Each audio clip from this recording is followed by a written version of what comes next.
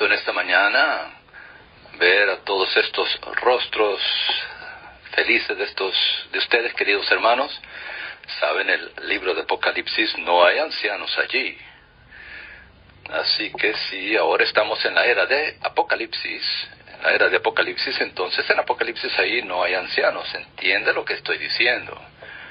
Pero hay descripciones de, número uno, los mensajeros del Señor. Este es el énfasis, los mensajeros. Y número dos, habrán allí estrellas a la diestra en la mano del Señor. Así que esta mañana olvidemos si somos ancianos, si no somos ancianos. El título no significa mucho, pero ¿somos verdaderamente los mensajeros? ¿Somos las estrellas resplandecientes en la diestra, en la mano del Señor? Esto es lo que el Señor necesita en el recobro hoy en día en todas las iglesias locales. Nada de posición, nada oficial, nada organizativo, sino orgánico y ciertamente espiritual, dinámico, orgánico. Aquí entonces así tenemos la dirección apropiada, el liderazgo apropiado en las iglesias, los mensajeros y las estrellas. Estas son las palabras. Aquellos que han sido instruidos, los que tienen el oído, la lengua, para dar una palabra al cansado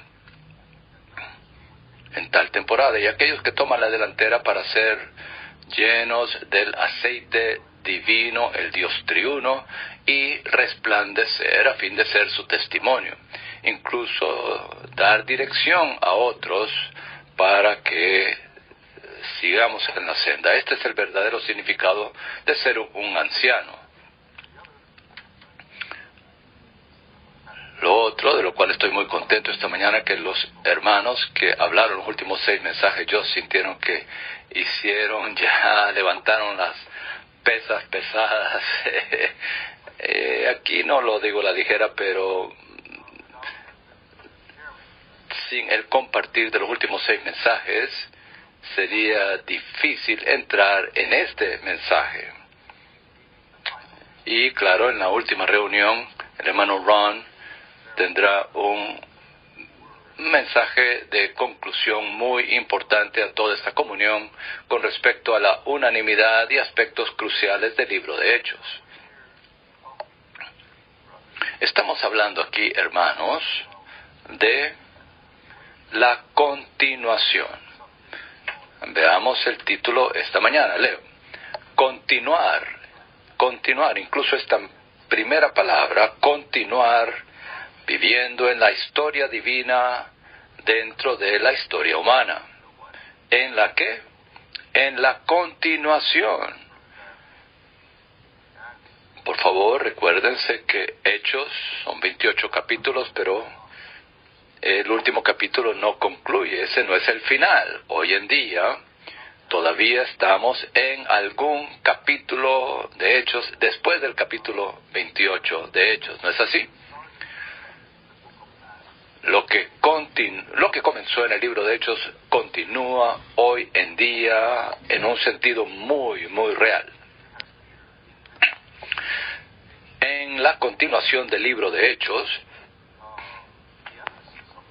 el énfasis aquí, claro, es que a fin de ser esa continuación apropiada del libro de Hechos, de hecho no son solamente los hechos de los apóstoles, sino son los hechos de Cristo en su continuación dentro de todos sus miembros en su cuerpo.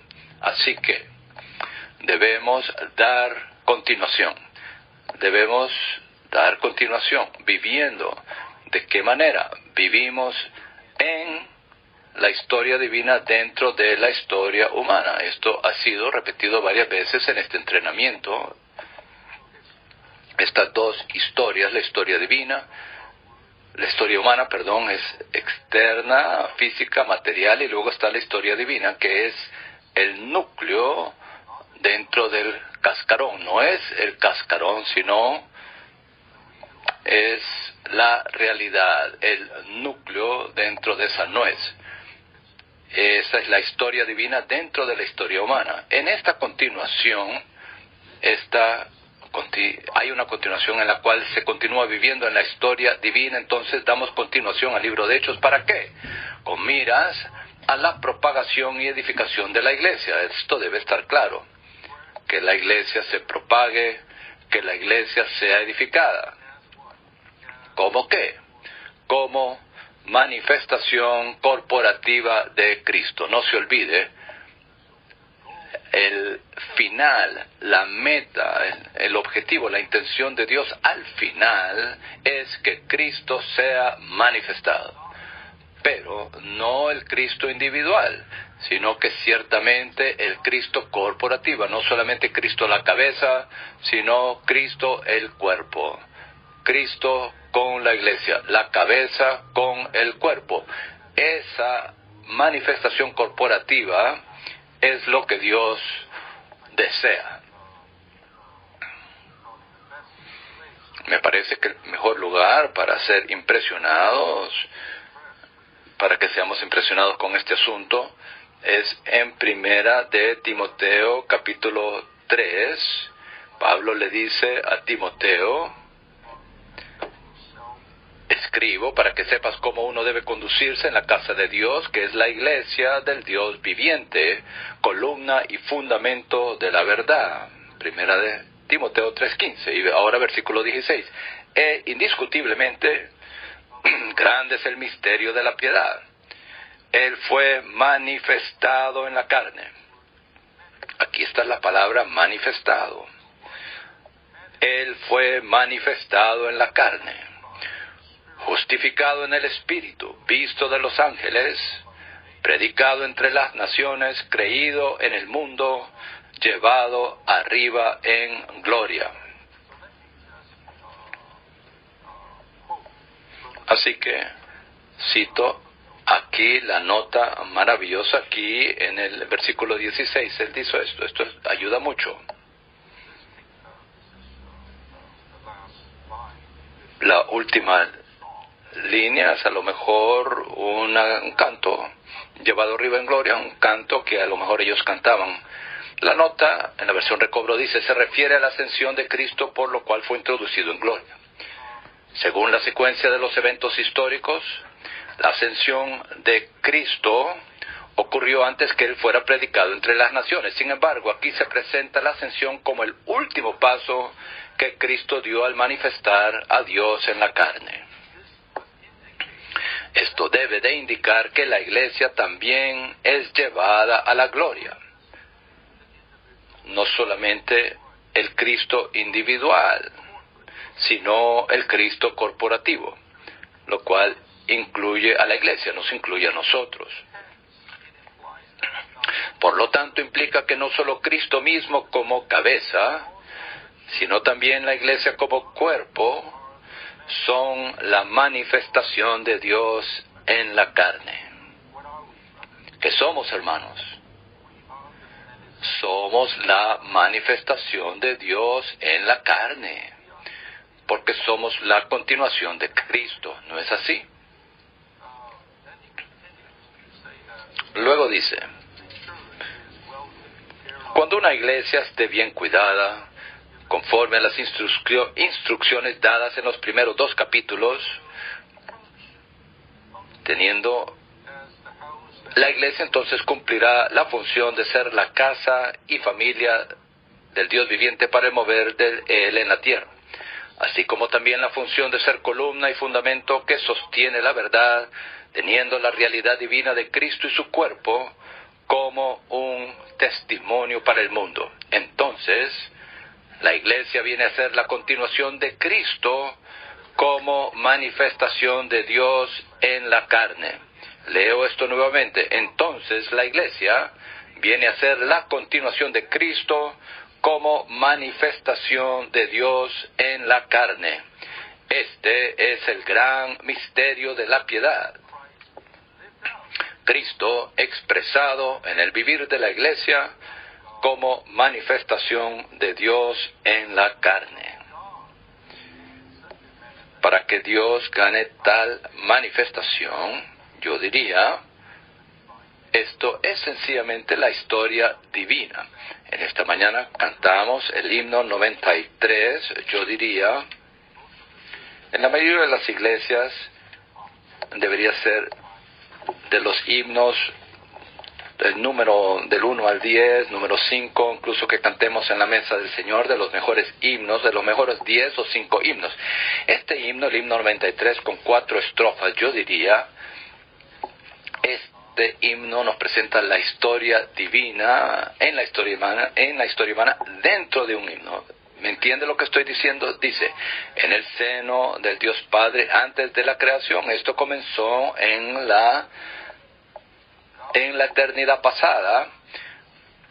Tú estabas en la gloria del Padre, el unigénito de Dios, fuiste dado por el Padre como un hombre al mundo. Tú en espíritu nos muestras de Dios su gran plenitud. Por la muerte y la resurrección Él fue hecho el Hijo primogénito de Dios. ¿No ve usted allí el movimiento del Dios triuno? Mediante su encarnación aquí, mediante su vivir humano, mediante su muerte y resurrección, así fue hecho el primogénito. Impartiste así tu vida por la regeneración. Ve aquí cómo continúa la historia para alcanzarnos a nosotros en esa historia divina. Impartiste así tu vida por la regeneración, nos hiciste tus hermanos muchos hijos para Dios. Él se duplicó como un grano, se duplicó. Eras tú un solo grano que en la tierra se cayó al morir, resucitando tu vida se duplicó. Estrofa 3.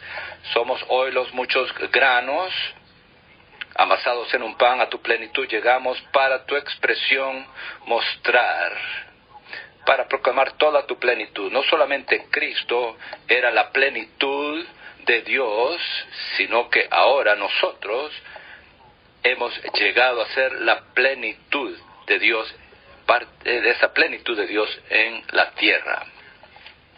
Así que estamos ahora involucrados.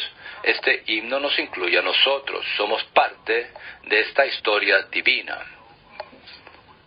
¿Sabe la historia? Historia es, en inglés se puede decir que es la historia de él. Bueno, ¿de quién? ¿De qué historia es? Bueno, la próxima vez que usted diga historia, entonces reflexione. Es la historia de él. ¿De quién? La historia del Dios triuno.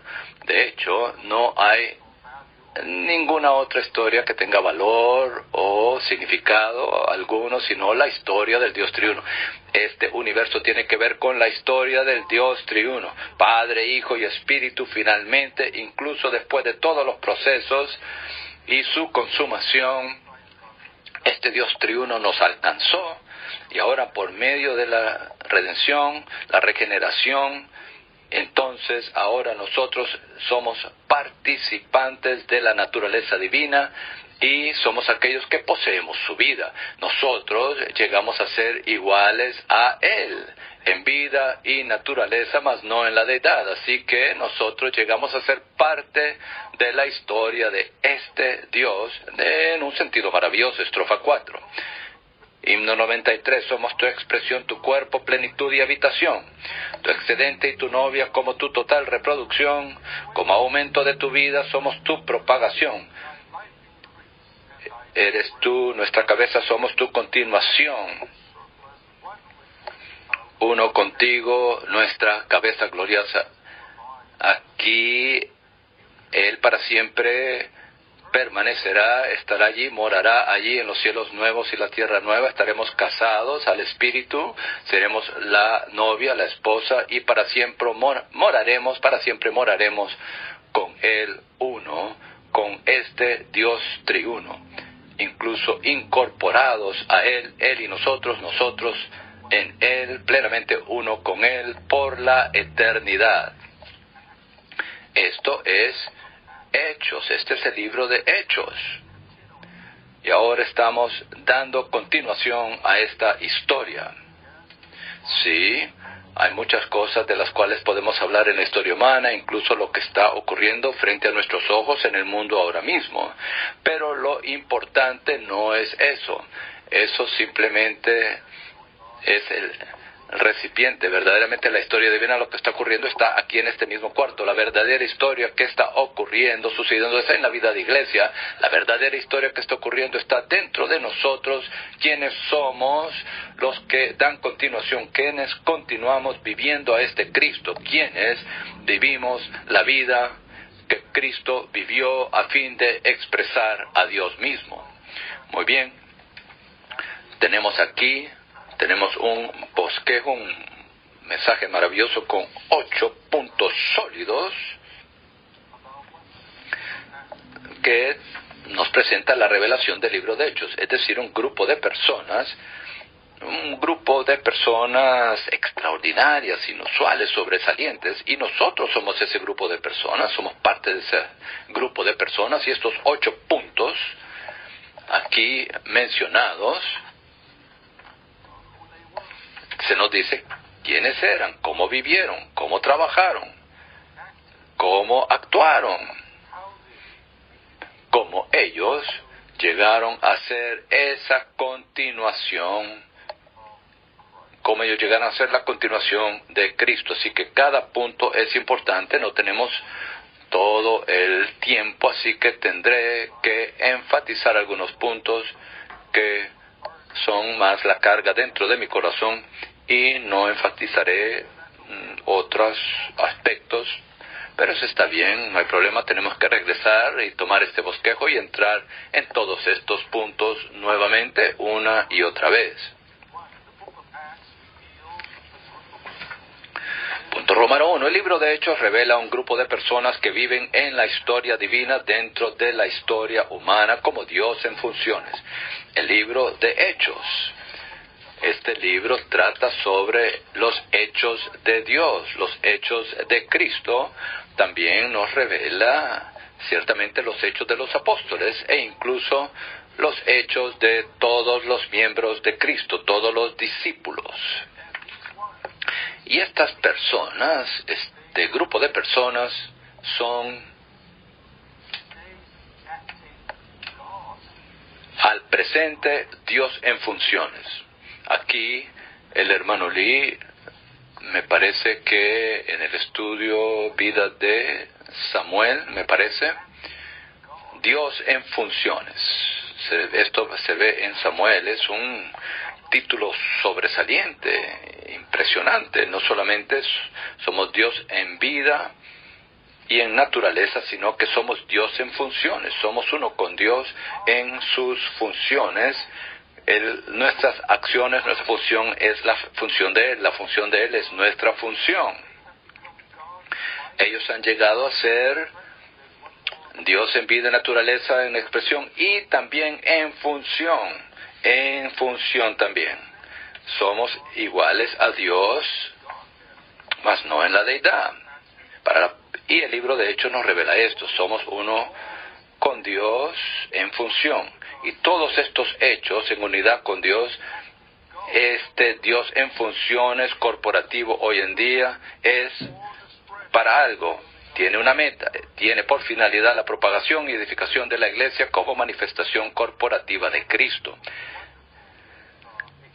Qué explicación tan maravillosa, qué definición tan maravillosa vemos aquí, incluso del libro de Hechos.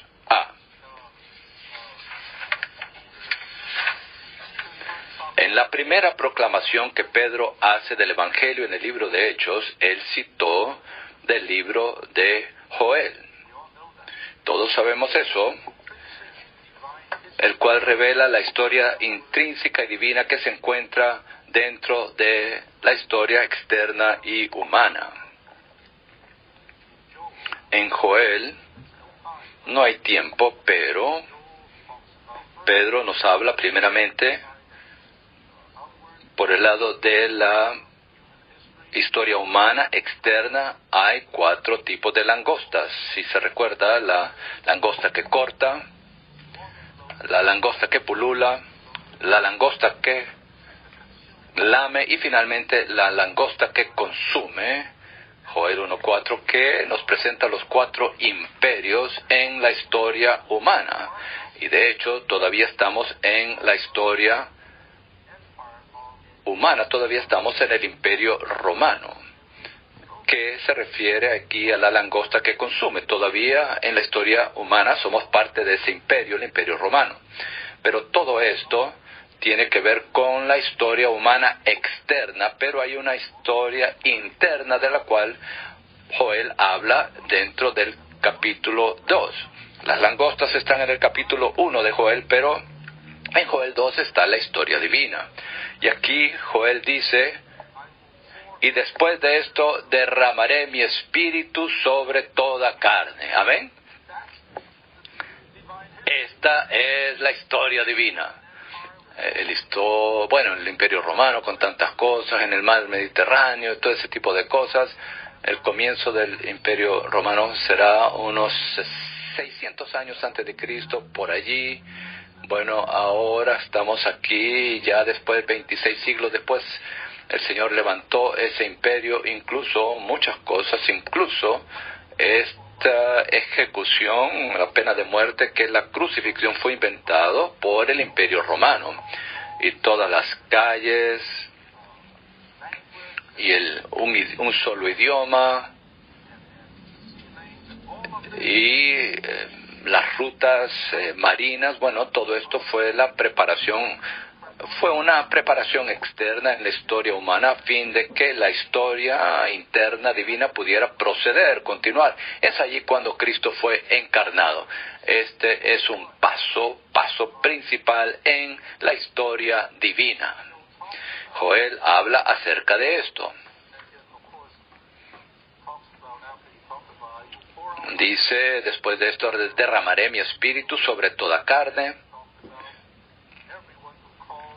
Y dice, y todo el que invoque el nombre de Jehová será salvo. Esta es parte de la historia divina. Joel 2. Ahora regresemos al bosquejo. Ve, la historia divina dentro de la historia humana equivale a las salidas de Cristo desde los días de la eternidad. Miqueas 5:2. Las salidas de Cristo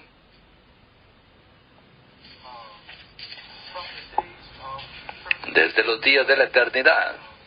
Aquí Cristo nació en Belén, esto fue profetizado acá en Miqueas 5, de ti, pero tú, oh Belén, Efrata, tan pequeña entre los millares, de Judá, de ti me saldrá aquel que será gobernante en Israel, y sus salidas son desde tiempos antiguos, desde los días de la eternidad. Miqueas 5:2. La historia de Dios, su historia, es desde la eternidad hasta la eternidad, pasando por el puente del tiempo. Y su historia continúa, avanza. Así que aquí dice, la historia divina dentro de la historia humana equivale a la salida de Cristo desde los días de la eternidad, quien cruza el puente del tiempo hacia la eternidad futura. Salmos 90, versículo 2. Dice, desde la eternidad y hasta la eternidad, tú eres Dios. No es un Dios estático que se queda en un lugar, sino un Dios con una historia, un Dios que está involucrado en un proceso desde la eternidad hasta la eternidad, a fin de que Él pueda impartirse en sus escogidos como el deseado de todas las naciones. Cuando el Señor regresará, Él regresará, vendrá como el deseado de todas las naciones, pero incluso antes de eso, Él, mediante su muerte y su resurrección, ha llegado a ser ese maravilloso espíritu vivificante consumado, a fin de que Él pueda ser impartido dentro de nosotros. Esta es su economía. La historia de Dios es simplemente la historia de la manera en que se lleva a cabo la economía divina. Esta es la historia del Dios triuno, es la historia de la economía divina, es decir, que se lleve a cabo la implementación, de que se lleve a cabo lo que está dentro de su corazón, que se lleve a cabo su propósito. Todo esto, nuevamente, hasta el final, todo esto tiene por finalidad la manifestación corporativa y su plena glorificación. Y este es el Dios triuno en y por medio del hombre. Tendría una gloriosa, universal, eterna manifestación corporativa de sí mismo. ¡Aleluya! Sí. Joel habla sobre el derramamiento del Espíritu procesado, consumado y compuesto, quien fue derramado el día de Pentecostés. ¿Sabe? Muchas veces cuando hablamos acerca del proceso del Dios triuno, comenzamos con la encarnación, el vivir humano, la crucifixión, la resurrección y mencionamos la ascensión, incluso la entronización del Señor. Pero ese no es el fin. Si la entronización fuese el final, entonces, ¿qué tal nosotros? Les digo, hay un paso adicional de este Cristo y esto tiene que ver con que Él regrese. Su regreso es primeramente en la noche de su resurrección, cuando Él vino y sopló en los discípulos. Les dijo recibir el Espíritu Santo, se infundió en ellos. Este Espíritu Santo es que el aliento santo se infundió en ellos mediante su soplo. Este es el Espíritu consumado, este es Cristo transfigurado para llegar a ser ese Espíritu compuesto, consumado para que venga a ser nuestra vida. Fue soplado, infundido en nosotros mediante el soplo y unos días después, no solamente Él sopló dentro de los discípulos, sino que 50 días después, de hecho, Él se derramó. Él vino como el viento, Él se derramó como ese mismo Espíritu. Él fue derramado en el día de Pentecostés mediante estos dos, el soplo. Allí hubo la impartición de este Espíritu mediante el soplo, y luego, número 2, mediante el derramamiento en el día de Pentecostés. Él llevó a cabo, Él ejecutó su economía, al menos comenzando con un grupo de personas allí en Jerusalén. Y de esta manera, Él obtuvo una manifestación de sí mismo, que es su continuación, la continuación de sí mismo. Y allí entonces comenzó otra etapa en su historia divina, la que incluyó al hombre. Eso continúa hasta el día de hoy. Ese derramamiento del Espíritu después de la ascensión del Señor es un hecho muy importante, es una parte muy importante de la historia divina. Lamentablemente, muchos cristianos o pentecostales, ellos aman el libro de Hechos, aman el día de Pentecostés, aman esa palabra Pentecostés. Ellos piensan acerca de las lenguas de fuego y hablar en lenguas, portentos. Sí, se ve todo esto ciertamente, pero si usted solamente ve esas cosas, entonces todavía se enfoca en lo externo. Pero lo importante es que el Dios triuno procesado y consumado fue derramado como Espíritu dentro de sus elegidos, su pueblo escogido. Los bautizó en el Espíritu. 50 días antes ellos bebieron, inhalaron el Espíritu, y 50 días después ellos fueron investidos del Espíritu. Estos dos hechos en verdad son un solo hecho. Entonces la iglesia fue formada. El misterio de la piedad surgió. ¿No es así?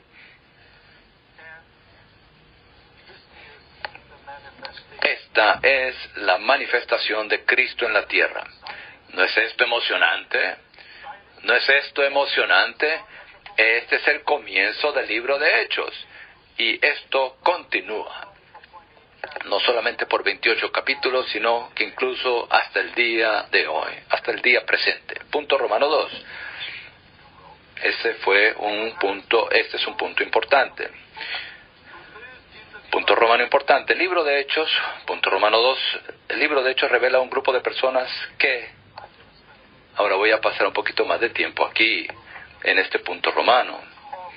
Revela un grupo de personas que viven la historia divina al invocar el nombre del Señor. sufrir por causa del nombre del Señor y que hablar en el nombre del Señor, el nombre de Jesús. Varias veces en Hechos, en el Sanedrín, el sumo sacerdote, todo ese grupo de personas perseguían a los apóstoles y a los creyentes. Ellos decían, este nombre. Les prohibimos que digan cualquier cosa en este nombre. Les prohibimos. Ellos ni siquiera querían usar su boca para usar el nombre de Jesús. Ni siquiera querían decir el nombre de Jesús. Decían, este nombre. Pero, queridos hermanos, nosotros nos decimos este nombre.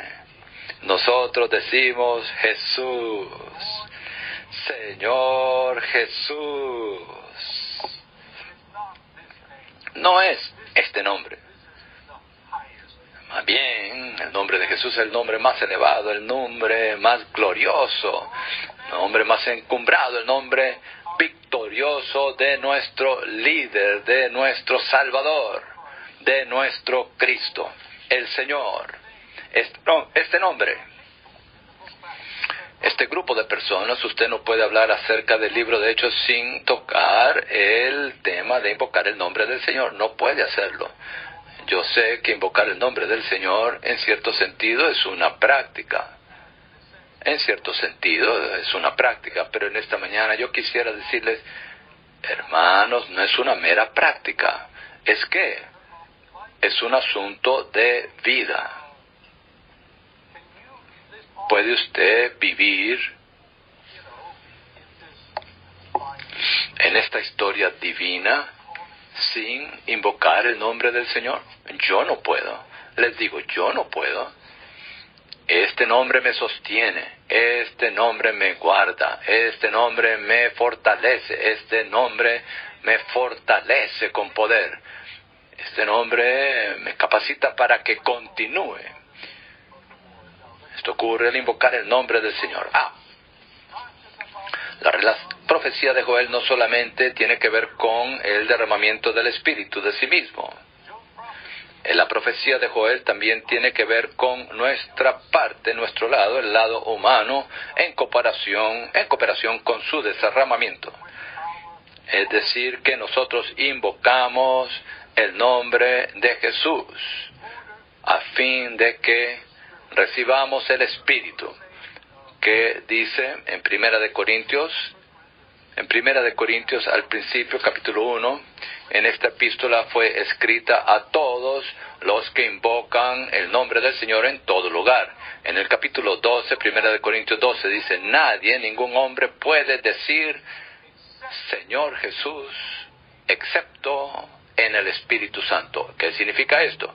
Significa cada vez que decimos Señor Jesús, estamos en el Espíritu Santo, estamos disfrutando el Espíritu Santo.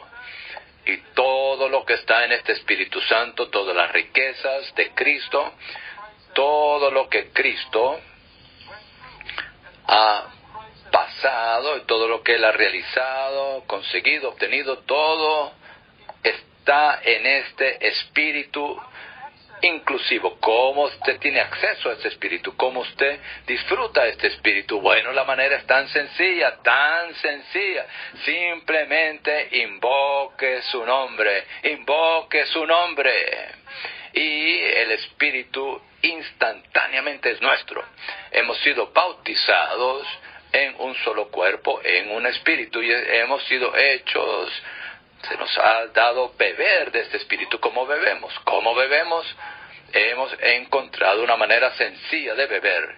Y esto es Señor Jesús. Nadie, no importa si usted es un colaborador experimentado, un anciano experimentado, nadie en este cuarto puede decir que yo ya me gradué, que yo ya no necesito respirar. ¿No es así? Yo ya no necesito invocar el nombre del Señor. No hay semejante cosa. Nunca nos graduamos. Pero que todos seamos como Esteban, cuando estemos ya en el lecho de muerte, que lo último que digamos sea: Señor Jesús, recibe mi espíritu. No es insignificante. No es insignificante. La profecía de Joel y su cumplimiento con relación al jubileo neotestamentario de Dios tiene dos aspectos. Por el lado de Dios, Él derramó su espíritu en la ascensión del Cristo resucitado. Número uno. Por nuestro lado, invocamos el nombre del Señor ascendido, quien lo ha realizado todo, ha conseguido todo y ha obtenido todo. Con solo invocar una sola vez.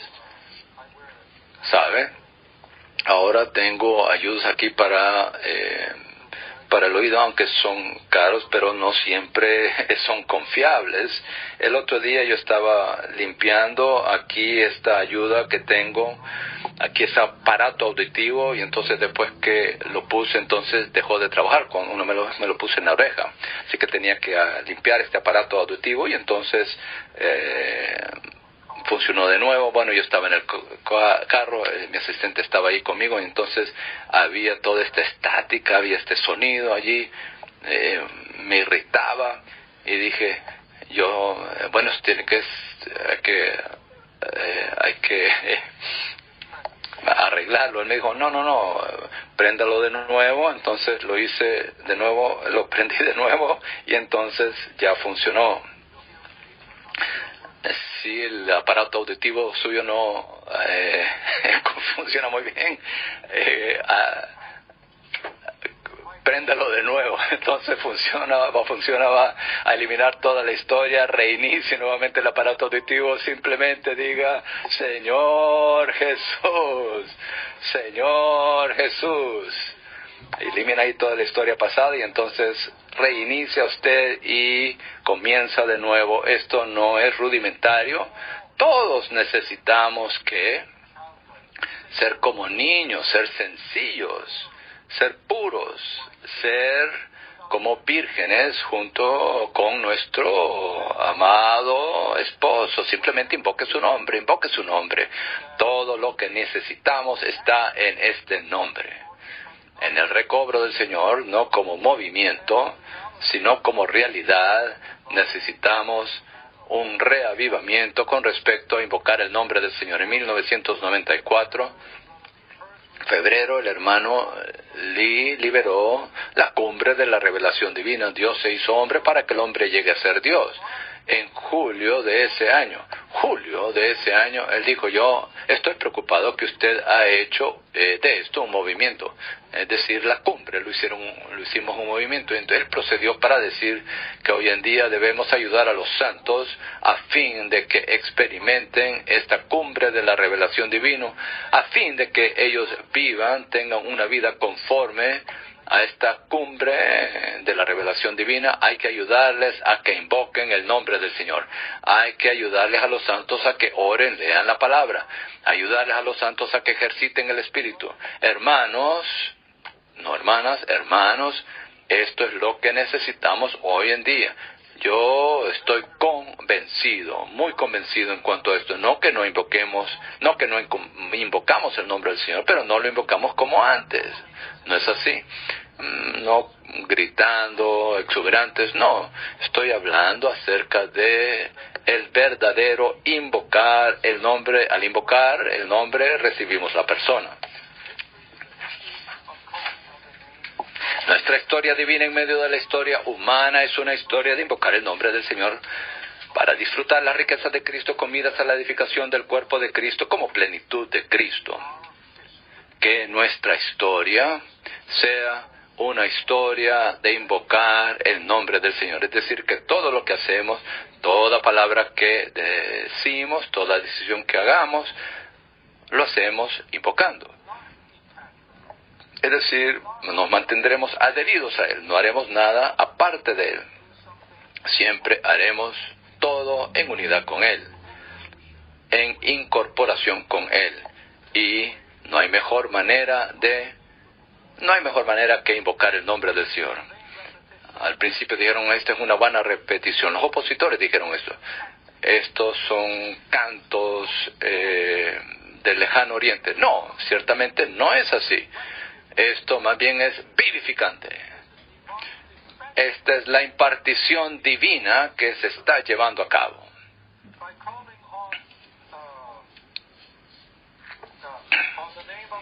Dos, al invocar el nombre del Señor, nos mantenemos en la historia de oro y divina de Dios. Somos parte de esta historia de oro y divina de Dios. Una historia que comienza con Enós, continúa a lo largo del Antiguo Testamento y del Nuevo Testamento. Tenemos aquí muchos versículos. En el libro de Hechos tenemos esa nota maravillosa, nota famosa en cuanto al nombre. Esa nota es una página y media, que toca este aspecto de invocar el nombre del Señor. Hechos 2:21 está allí con estos versículos, 50 citas del Antiguo Testamento y 12 citas del Nuevo Testamento.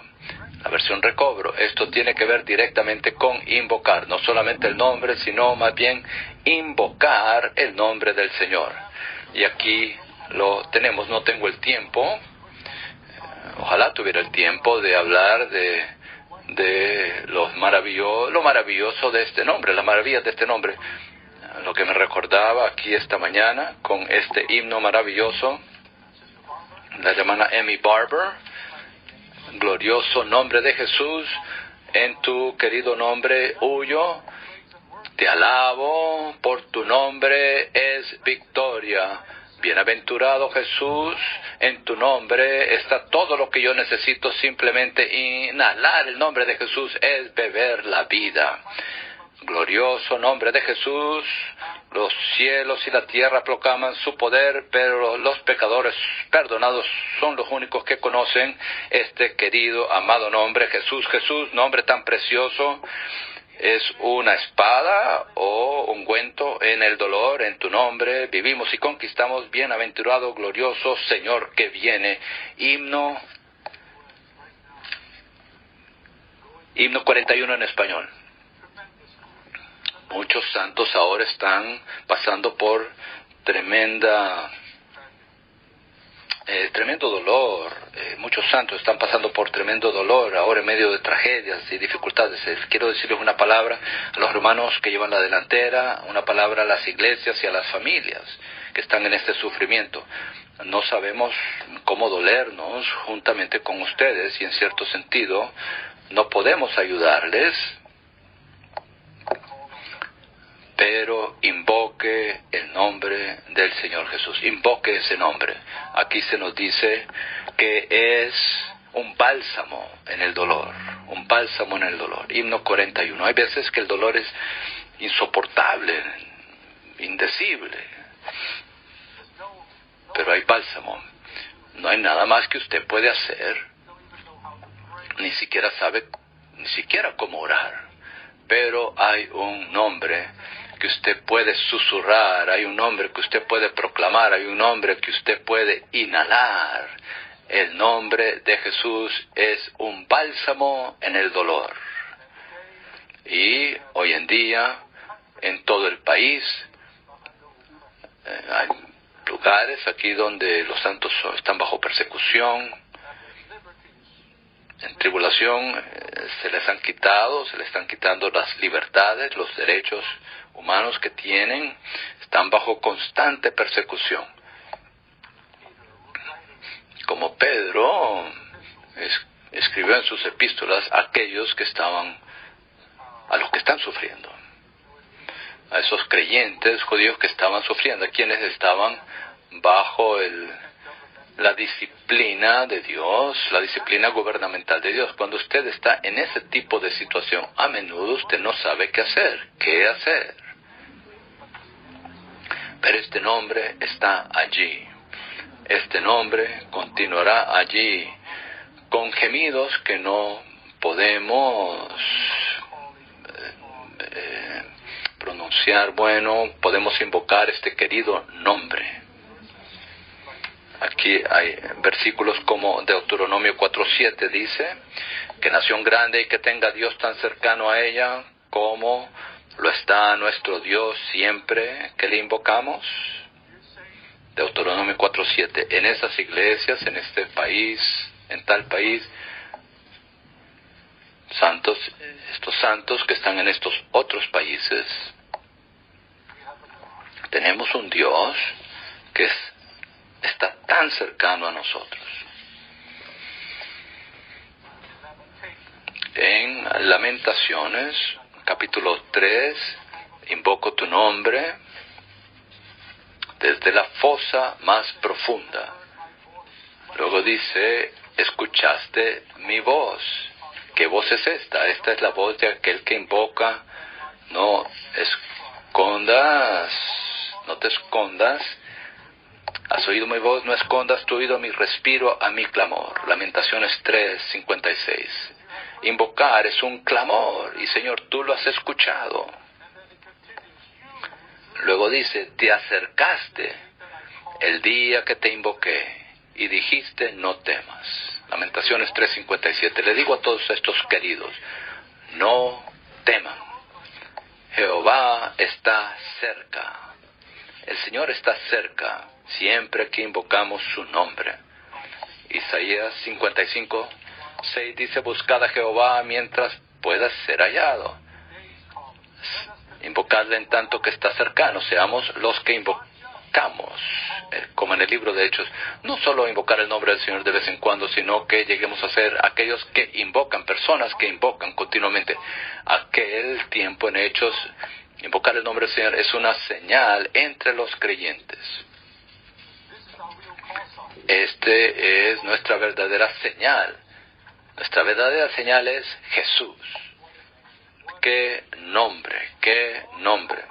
Todo esto concluye con la última oración en la Biblia. Ven, Señor Jesús. Ven.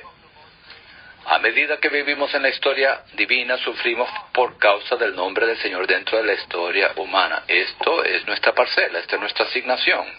Es un verdadero honor ser ultrajados por causa del nombre. El propio nombre de Jesús, quien fue ultrajado por el hombre, pero honrado por Dios. Para otras personas es una vergüenza decir este nombre, pero para nosotros es glorioso. Para las personas esto es una deshonra, pero para nosotros es lo más honorable. Este hombre fue ultrajado por el hombre, pero Jesús es honrado por Dios. No se equivoque, el día vendrá. Todo el universo se arrodillará, se postrará ante este nombre y proclamará que Jesús es el Señor.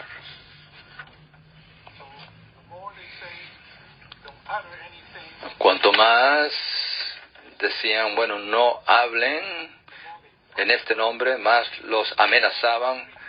Cuanto más nos amenazan que no hablemos, proclamemos este nombre, más nosotros nos aferraremos a este nombre, invocaremos este nombre y actuaremos conforme a este nombre. Este nombre es una persona, no es un nombre vano, es una persona verdadera. El nombre del Dios triuno, hoy en día. Continuemos.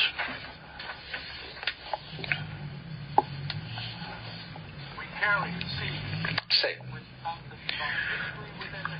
Llevamos a cabo la historia divina dentro de la historia humana al hablar con denuedo en el nombre de Jesús. Este nombre equivale a la expresión de la suma total de lo que es el Señor en su persona y obra. Es sorprendente entonces que se nos diga que el Señor es rico para con todos los que lo invocan. No solamente seremos salvos al invocar, sino que somos enriquecidos al invocar, porque este querido nombre es la suma total de lo que el Señor es en su persona y obra. Todo lo que necesitamos está en este nombre maravilloso. Punto Romano 3. El libro de Hechos revela a un grupo de personas que viven en la historia divina al vivir, moverse y actuar como un solo cuerpo. Ellos lo hacen todo en el cuerpo, por medio del cuerpo y para el cuerpo. Algo así fue abarcado en uno de los mensajes anteriores. ¿Qué son este grupo de personas? Este grupo de personas en el libro de Hechos, ¿quiénes somos nosotros? Hoy en día, como su continuación, somos personas que vivimos, nos movemos y actuamos como un solo cuerpo. No meramente como individuos, separados los unos de los otros, sino un solo cuerpo. Lo hacemos todo en el cuerpo, por medio del cuerpo y para el cuerpo. Después que el Señor Jesús murió, resucitó y ascendió, Él continuó viviendo, actuando, andando y obrando en la tierra en miles de personas, debido a que Él se impartió en ellas por medio de su muerte y resurrección. B. Los 4 evangelios nos presentan un cuadro de la cabeza, y el libro de Hechos nos muestra el cuerpo. En los evangelios, la cabeza, la historia de la cabeza. En el libro de Hechos, la historia de su cuerpo. El libro de Hechos en realidad consiste en los hechos de Cristo por el Espíritu en la iglesia como su cuerpo, su reproducción y duplicación. Cuando Pablo iba camino a Damasco, él vio a Jesús allí en el trono. ¿Quién eres?, dijo Pablo. Y le dijo: yo soy Jesús, a quien tú persigues. La pregunta lógica es: bueno, yo nunca te perseguí a ti, yo nunca te he visto, pero yo soy Jesús, a quien tú persigues. Ese no soy yo, simplemente en mi ser físico, sino que todas estas personas, todos estos que invocan el nombre de Jesús son míos. De hecho, son parte mía, son mi extensión, son mi duplicación, son mi continuación. Tú los persigues a ellos, tú me persigues a mí. Tú pones tus manos en ellos, tú pones tus manos en ellos. Si escupes en ellos, escupes en mí. Ellos soy yo y yo soy ellos. Así que Pablo recibió la revelación tan clara allí, probablemente en ese día, no solamente de la cabeza, sino también del cuerpo. Esta visión celestial no es solamente una visión de Cristo, la cabeza, sino la visión del Cristo corporativo, su cuerpo. Hoy estamos viviendo en esta realidad. De hecho, queridos hermanos, aparte del cuerpo, nosotros no podemos dar continuación a la vida de Cristo. Usted podría ser muy espiritual, pero usted no puede darle continuación a la vida de Cristo. La única manera de dar continuación a esta historia divina es estar en el cuerpo y ser parte de este Cristo corporativo. Así que todo lo que hacemos, como vivimos, debería ser todo girar en torno a este cuerpo. Punto Romano 4. El libro de Hechos revela a un grupo de personas que viven en la historia divina al rechazarse a sí mismas y vivir por otra vida, porque es así como Cristo vivió. El Dios hombre, vivir del Dios hombre, el vivir que Cristo vivió es simplemente esto. Todos los días, todo el tiempo, rechazándose a sí mismo y viviendo por la vida del Padre. Así que hoy en día nosotros solamente sabemos vivir de esta manera. Nos rechazamos a nosotros mismos constantemente y vivimos así por otra vida. Todo el tiempo, Cristo como vida divina. Este vivir corporativo de Cristo es la realidad del cuerpo de Cristo. No dice este vivir individual, sino dice este vivir corporativo, colectivo de Cristo, todos juntos, en conjunto, es la realidad del cuerpo de Cristo. Tal como la realidad está en Jesús, nosotros somos Jesús que vive nuevamente en la tierra, como su cuerpo, unidos a la cabeza. Este es el grupo de personas en el libro de Hechos, y esto debería ser nosotros también. La vida indicada por la frase esta vida después de que el ángel liberó a Pedro, le dijo: id, y puestos en pie en el templo, hablad al pueblo todas las palabras de esta vida, Hechos 5:20.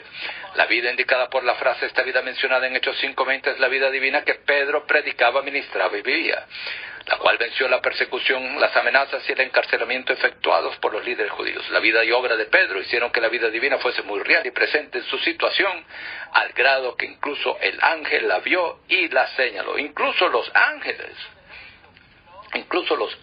¿sabe?, están atentos, viendo allí atentos, ¿dónde está la continuación de Cristo? Y cuando la encuentro, cuando la identifican, la hallan, la ven, y la fortalecerán. Este fue Pedro. La vida divina en este Pedro era tan real y tan presente en esa situación de sufrimiento, en esa situación de persecución. B. Pablo vivía a Cristo y servía a Dios por el Espíritu, todo inclusivo de Jesús en su espíritu. El Espíritu divino mezclado con su espíritu humano como un solo espíritu. Él vivía detrás del velo, en su espíritu como lugar santísimo práctico, y fuera del campamento, la organización humana de la religión. Así que una buena parte del libro de Hechos abarca la historia de Pablo. Y vemos cómo Pablo vivió a Cristo, cómo Pablo sirvió por el Espíritu y en su Espíritu. Vemos ahí cómo Pablo continúa viviendo dentro del velo, en el lugar santísimo, y cómo Pablo continuaba viviendo fuera del campamento.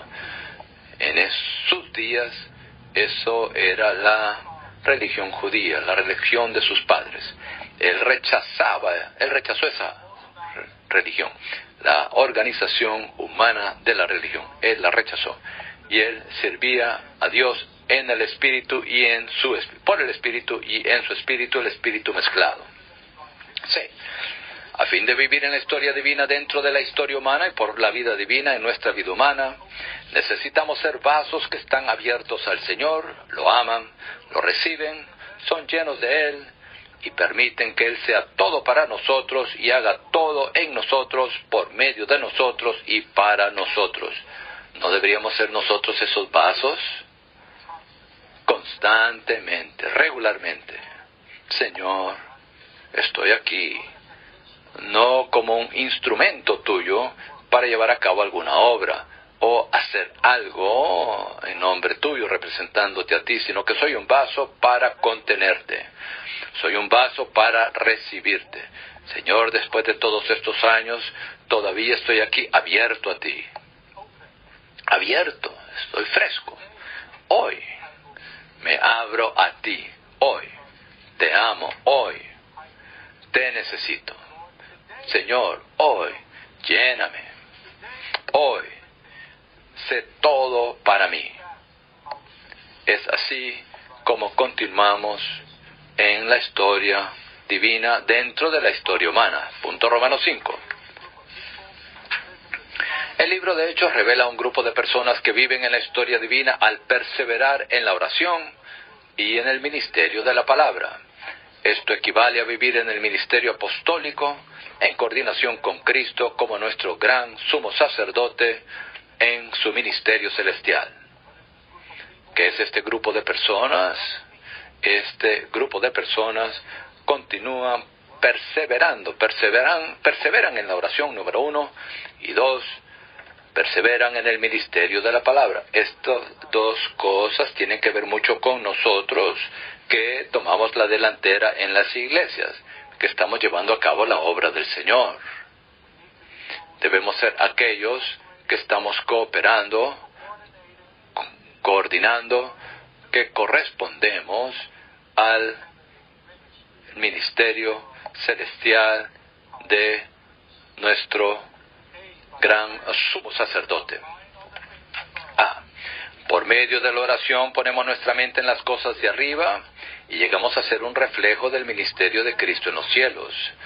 Dependemos de la oración para hacer lo que el hombre no puede hacer, para entender lo que el hombre no puede entender y para hablar lo que el hombre no puede hablar. El hermano Ed me ayudó. Esta fue una palabra que el hermano Lee usó cuando estaba abordando el libro de Daniel, la historia de Daniel, el estudio vida de Daniel. Después que Daniel leyó la profecía de Jeremías, después de 70 años, el cautiverio acabaría. Él no de inmediato, él empacó y le dijo a las tropas, bueno, ya nos vamos. No, inmediatamente, después de eso, él subió a su aposento, abrió las ventanas, se arrodilló y comenzó a orar para interceder con acción de gracias, dirigiendo su rostro a la Tierra Santa, al Santo Templo, orientándose a la ciudad santa, plenamente centrado en los intereses de Dios. Número 1, primeramente, la oración. Esto es lo que Pablo dijo en 1 de Timoteo 2. Lo primero que debemos hacer, lo primero en nuestro servicio, hermanos, no es planificar, no es discutir, no es hacer deliberaciones. Lo primero es orar, porque por medio de la oración ponemos nuestra mente en las cosas de arriba. Por medio de la oración nosotros llegamos a ser el reflejo de Cristo, el reflejo del ministerio de Cristo aquí en la tierra. Mediante la oración podemos hacer lo que el hombre no puede hacer, podemos entender lo que el hombre no puede entender y podemos hablar lo que el hombre no puede hablar. Obtenemos discernimiento, perspicacia incluso en nuestra oración con respecto a lo que el Señor está haciendo. B. Por medio del ministerio de la palabra, impartimos Cristo en otros como vida y poder celestiales, a fin de que ellos puedan ser sustentados con las riquezas de Cristo para vivir a Cristo como su vida celestial en la tierra. Damos continuación a esta historia como aquellos que continúan ministrando Cristo mediante su palabra, impartiendo Cristo en otros y sustentándolos, suministrándoles, nutriéndolos, fortaleciéndolos con poder, con las riquezas de Cristo, para vivir a Cristo como su vida celestial en la tierra. Los santos necesitan tal ministerio, necesitan enseñanza, necesitan exhortación, ellos necesitan las amonestaciones apropiadas. No como hablar en un podio, pero sino en la vida normal de la iglesia. Esto tiene que ver, los ancianos deben laborar en la palabra. En particular, deben laborar en la palabra. No es para que podamos cultivar cierto ministerio personal, sino que para ministrar Cristo a los santos, quienes necesitan este suministro para que ellos puedan vivir a Cristo. Punto Romanos 6. El libro de Hechos revela un grupo de personas que viven en la historia divina vista en el Salmo 68, el cual muestra que Cristo es el centro del mover de Dios en la tierra y la realidad de las actividades que Dios efectúa por medio de la iglesia. Simplemente leeré esto, no tengo tiempo. Necesitamos disfrutar día tras día al Dios triuno procesado y consumado como espíritu que imparte vida y que ha sido derramado. Hay dos aspectos del espíritu. Número 1, como aliento, esta es la impartición de vida. Y número 2, como poder que ha sido derramado día tras día. Debemos ser personas que somos llenos del Espíritu y revestidos del Espíritu. El Espíritu por dentro y el Espíritu por fuera. Somos personas bautizadas en el Espíritu y que beben del Espíritu. Estos son el grupo de personas que dan continuación a esta historia divina. B. Necesitamos morar en Cristo como puerto de los evangelistas para la transportación y propagación en la predicación del Evangelio. En el día de Pentecostés, por lo menos 120 naves del Evangelio, todas las cuales eran galileas, zarparon del puerto para propagar el Evangelio. No tengo el tiempo, pero todo eso está aquí en el Salmo 68 y es cumplido en el libro, tiene su cumplimiento en el libro de Hechos por estos galileos, estas naves galileas, quienes eran uno con Cristo, salieron del puerto para transportar el Evangelio del Reino, desde Jerusalén a Judea, a Samaria, a las partes más remotas de la tierra. Ahí predicaron el Evangelio.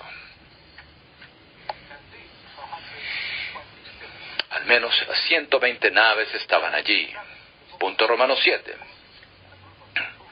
El libro de Hechos revela a un grupo de personas que viven en la historia divina al continuar disfrutando, viviendo y proclamando al Cristo resucitado como Hijo primogénito de Dios y como las cosas santas y fieles de David, las cuales son todos los aspectos de lo que Cristo es como misericordias para nosotros. Leeré estos 5 puntos. Cristo, como descendencia de David, fue engendrado mediante su resurrección para ser el Hijo primogénito de Dios y el Espíritu vivificante como misericordias firmes de Dios mostradas a David. B.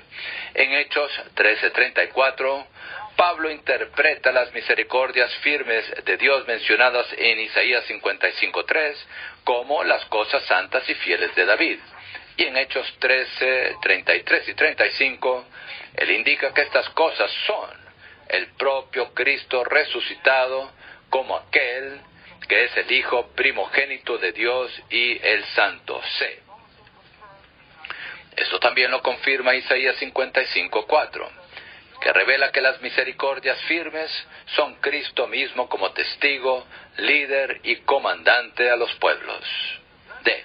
El Cristo resucitado como Hijo primogénito de Dios y el Espíritu vivificante es un gran don que Dios ha dado a su pueblo escogido.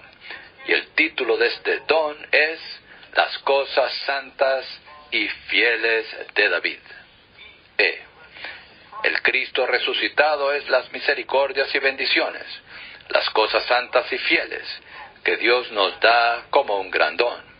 Este don es el propio Cristo resucitado como realidad del pacto eterno, con todas sus inescrutables riquezas, para hacer nuestra gracia todo inclusiva. ¿Qué clase de personas somos hoy en día? Como continuación de este Cristo, somos ese grupo de personas que disfrutamos este don maravilloso de parte de Dios y es este Cristo resucitado como Hijo primogénito de Dios y como Espíritu vivificante. Estas son las cosas santas y fieles de David. Estas cosas también son las misericordias de parte de Dios para nosotros. Por último, punto Romano 8. Si hemos de estar en la continuación del libro de Hechos, necesitamos continuar viviendo en la historia divina al tener una consagración del aposento alto. Leo estos puntos y ahí acabaré.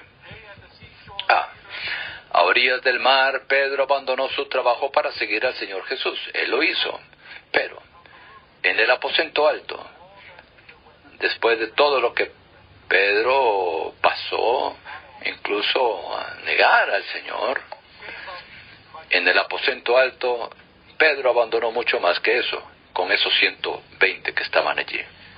Esos 120 que estaban allí, en el aposento alto. Él se mantuvo firme en la visión celestial para abandonar la religión de sus antepasados. Él abandonó su tierra, su relación con sus vecinos y amigos y sus familiares, y estuvo dispuesto a arriesgar su vida. Esta es una consagración más avanzada en comparación con su primera consagración, donde él dejó la pesca, abandonó su trabajo. Pero unos años después, aquí él se consagró una consagración más avanzada en el aposento alto. El punto Y es que la consagración inicial, aunque es necesaria y gloriosa, podría decir esto, no es adecuada. Hoy, para tomar el camino del Señor en su recobro, conforme a la visión celestial, para ello necesitamos otra consagración. Y no solamente una vez por todas, sino una consagración continua. Esta es la consagración del aposento alto. B. La clase de consagración que necesitamos hoy es una consagración propia del aposento alto. Una consagración en la cual pagamos el precio para tener todo nuestro ser casado con la visión celestial. Esto significa que no hay divorcio. No dejamos de estar casados. Pablo dijo, al final, no he sido desobediente a la visión celestial. Lo que necesitamos hoy en día es esto. Hablo aquí a los hermanos más jóvenes, quienes están sirviendo ahora, encargándose de las iglesias, sirviendo en la obra del Señor. Necesitamos esta consagración. Usted necesita experimentar esta clase de consagración. Si pagamos el precio para tener la visión celestial, quemaremos los puentes que hemos dejado atrás y no tendremos manera de retroceder. Si todavía hay un puente allí, es difícil que nosotros seamos absolutos, que haya una entrega absoluta. No, quemamos los puentes. Ya no hay puentes. Los quemamos. El hecho de que veamos la visión celestial o no, depende de que estemos dispuestos a pagar el precio para comprar el espíritu que unge como colirio. Ese es el colirio para ver esta visión celestial. Tomar el camino del recobro del Señor no es barato. Este camino es caro y exige una consagración costosa. No estamos aquí en pro de un movimiento, sino en pro del recobro del Señor, y el recobro únicamente puede ser llevado a cabo por medio de la consagración específica y extraordinaria que se hace en el aposento alto. Este libro, hay un libro que abarca este asunto, puede encontrarlo. Ahí se nos habla de el libro se titula La visión celestial de Cristo, de la iglesia, de su cuerpo, del mundo, del yo, y finalmente se requiere una visión de este tipo de consagración, la consagración del aposento alto. El libro se titula La visión celestial. Los 120 que estuvieron en el aposento alto llegaron a hacer un holocausto. Ellos estaban ardiendo por el Señor en espíritu y encendieron a otros con el fuego divino de la vida divina. Esto me recordó de Lucas. En Lucas el Señor dijo que Él echó fuego sobre la tierra y después dijo, ¿piensan ustedes que yo traigo paz? No, yo traigo división. El Señor dijo esto. Sabemos lo que significa esta división. Esta división significa esto. Cuando nosotros vemos, y si vemos esta visión celestial, tenemos que pagar el precio de abandonar todas las cosas que son cercanas a nosotros, queridas a nosotros, incluyendo nuestro país, nuestras relaciones con nuestros vecinos, amigos, familiares, conocidos. Todo esto lo abandonamos.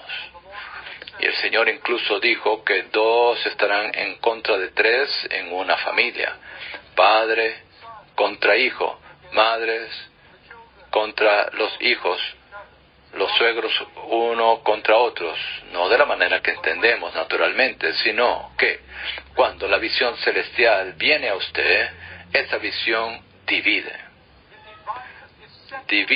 nos separa de todas las cosas, apartándonos para esa visión a la realidad de esa visión. Y cuando nosotros estamos llenos de esta visión, entonces nosotros seremos aquellos que recibimos el fuego divino. Este fuego divino El hermano Lee usó esta palabra, el impulso, este pulso vital, de este fuego será real, nos encenderá, arderá dentro de nosotros y llegaremos a hacer un holocausto allí en el aposento alto. Lo que el Señor necesita hoy en día no son multitudes que lo sigan al Señor, sino lo que el Señor necesita es esos 120 en el aposento alto. H. Cuando el Señor Jesús estuvo en la tierra, grandes multitudes lo siguieron, miles, pero no le proveyeron nada al Señor para su mover. Su mover se hallaba con los que estaban en el aposento alto, con aquellos cuyos ojos fueron abiertos y cuyos corazones fueron conmovidos. Amén. ¿Han sido abiertos sus ojos?